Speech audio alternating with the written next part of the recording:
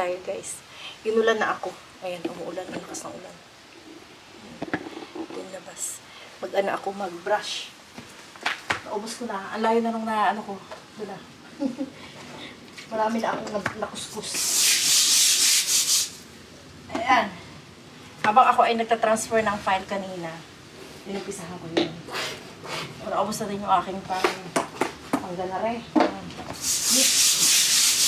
Mabilis ang makatanggal ng itim.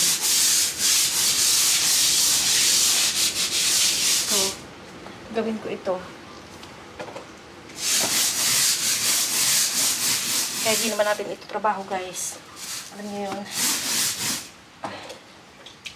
Kaysa naman nakaupo tayo, diba? At least malinis natin.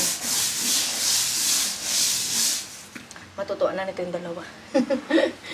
Ganun ako dito. At ganun tayo dapat. Kaya para mapamahal tayo sa ating mga boss. Kahit hindi natin trabaho at kaya naman natin gawin.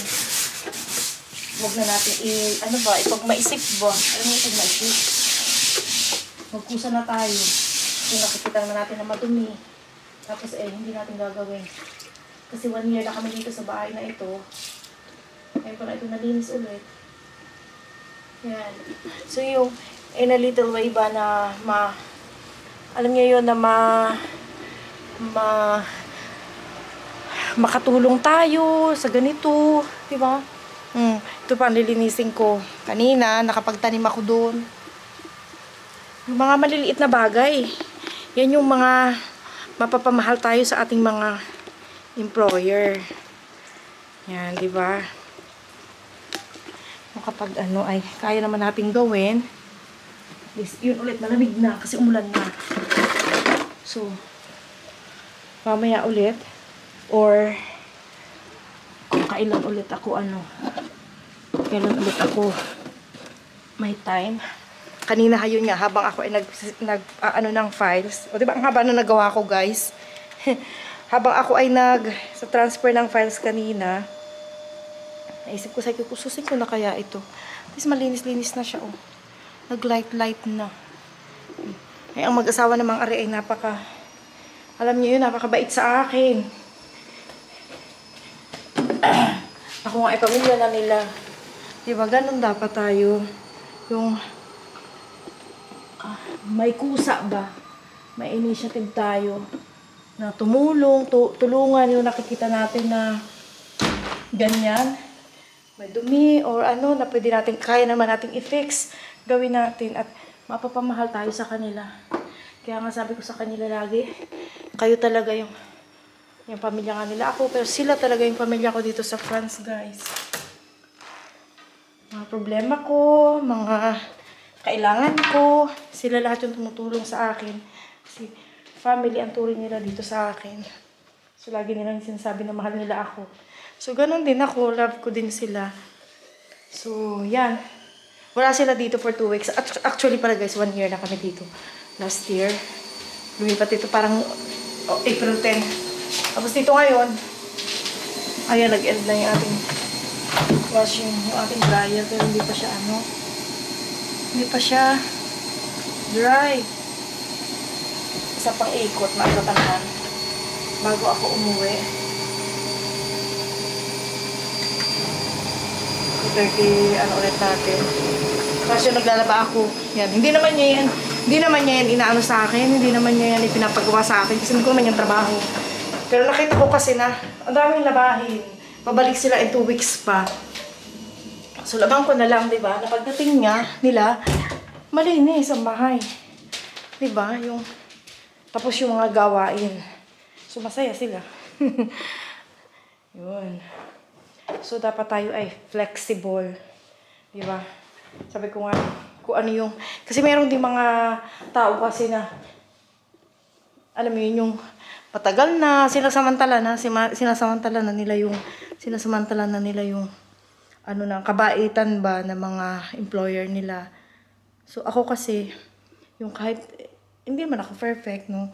Yung kahit saan ako pumunta, napapamahal talaga sila sa akin. Kung napapamahal talaga nung pumunta. Yung una kong pag-abroad, di ba guys, sa Malaysia. Halos ayaw nila akong pauwiin. Kaya naintindihan lang din nila yung sitwasyon kasi nga maliit ang sweldo doon. Isang employer lang din. Nung nag-Hong Kong ako, 6 years ako dyan sa Hong Kong guys, isa ding employer. Kung nga napapamahal ako sa kanila, tuturing nila akong pamilya. Kasi nga yun, I'm proud myself na masipag talaga tayo guys. Masipag. Yung hindi ako, ewan ko, kahit sa bahay, kahit saan ako dalahin.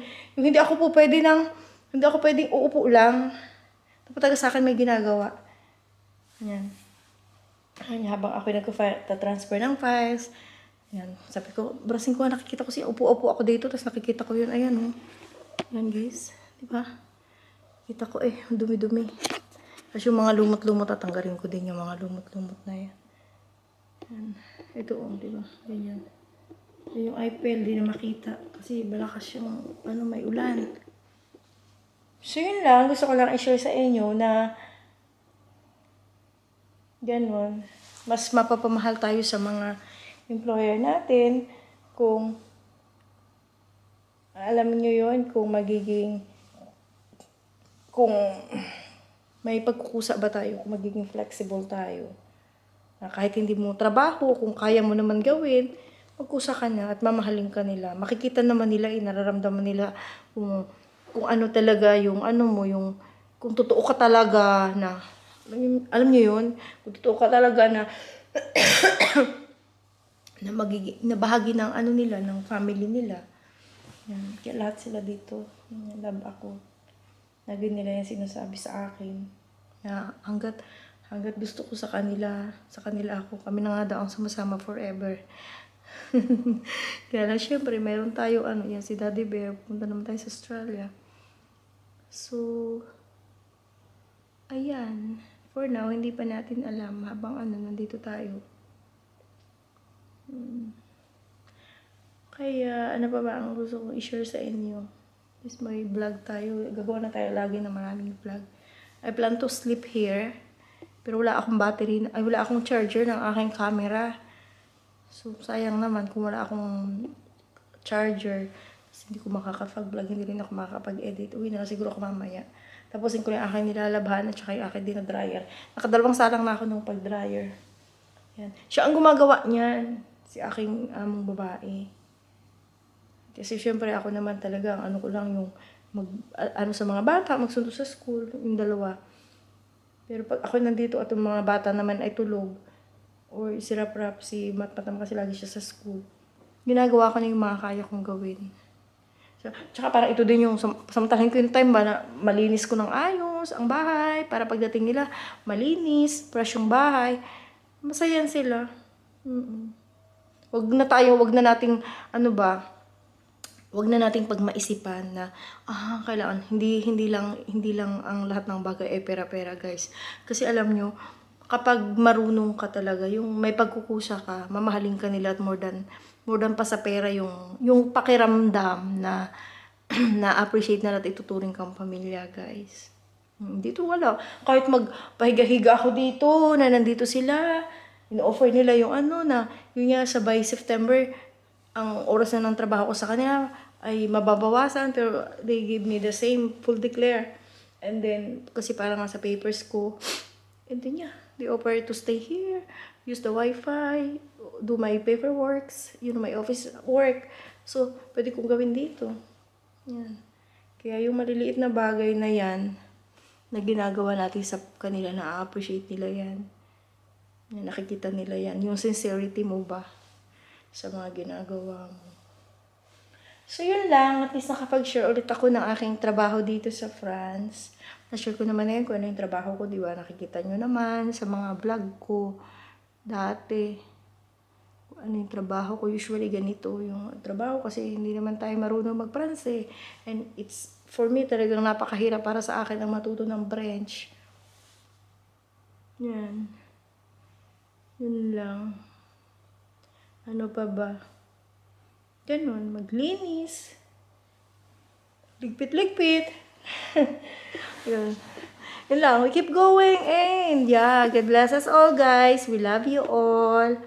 And yeah, bye-bye.